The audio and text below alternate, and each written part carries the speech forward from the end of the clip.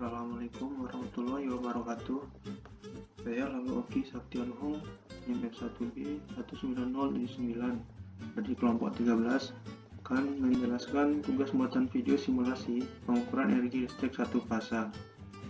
Mana pertama-tama pada percobaan ini saya akan menjelaskan pengukuran listrik satu fasa, di mana saya akan menjelaskan pengertian sumber satu fasa, daya aktif, semu dan daya reaktif, di mana sumber satu fasa adalah jaringan listrik yang menggunakan dua kawat penghantar, yang satu sebagai kawat fase dan yang kedua sebagai kawat netral. Biasanya digunakan untuk listrik perumahan. Daya aktif. Daya aktif adalah daya sesungguhnya yang dibutuhkan oleh beban. Daya semu. Daya semu adalah daya yang dihasilkan dari perkalian tegangan dan arus listrik. Daya reaktif.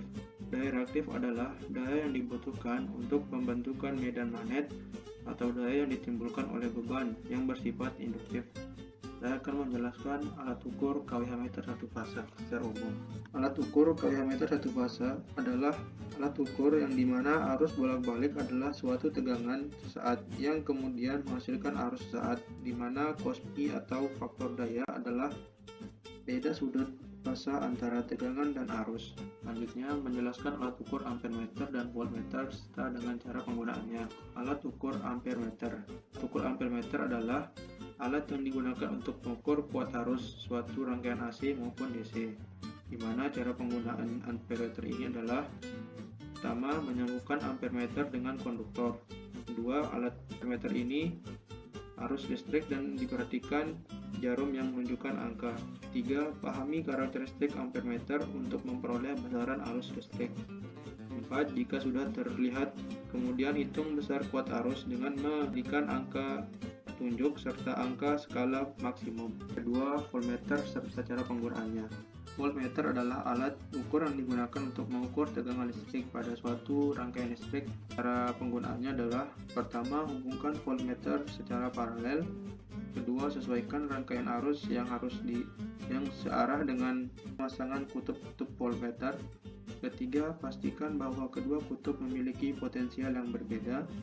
4. Periksa kabel hitam, biru, dan merah. Jika ada penyimpangan ke kiri, berarti pemasangannya terbalik. Selanjutnya, melakukan simulasi pada MATLAB.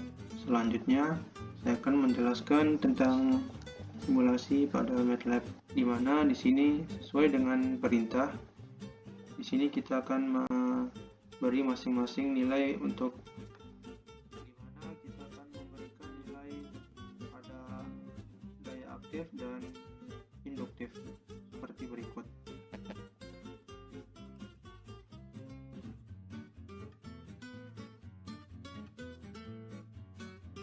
Seperti yang terlihat, untuk nominal voltage-nya sebanyak 230, nominal frekuensinya sebanyak 50 Hz, untuk daya aktifnya 200 watt, dan induktif atau power sebanyak 400. Nah, di sini kita oke. Dan kita akan melakukan running pada simulasi ini. Setelah kita melakukan running, maka akan muncul di sini nilai-nilai pada IRMS untuk arus, IRMS untuk tegangan, daya aktif, daya reaktif, faktor daya, dan energi listrik. Di mana hasil di sini kita akan catat masing-masing nilainya. Di mana untuk IRMS atau untuk tegangannya sebanyak 225,7, untuk IRMS-nya sebanyak 1919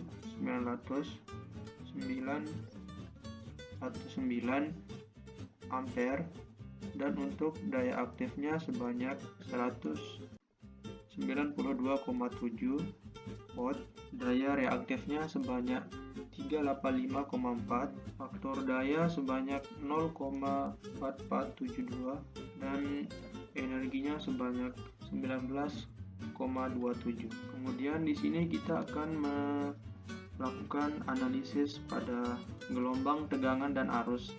Inilah bentuk gelombang untuk gelombang tegangan dan arus, di mana Gelombang yang berwarna ungu diberi simbol untuk tegangan dan berwarna kuning diberi simbol untuk arus.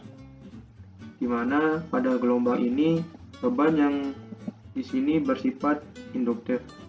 Dikatakan induktif karena beban ini dapat menghalangi perubahan nilai arus yang mengakibatkan fase arus bergeser menjadi tertinggal atau lagging terhadap tegangan sampai dengan pergeseran fase.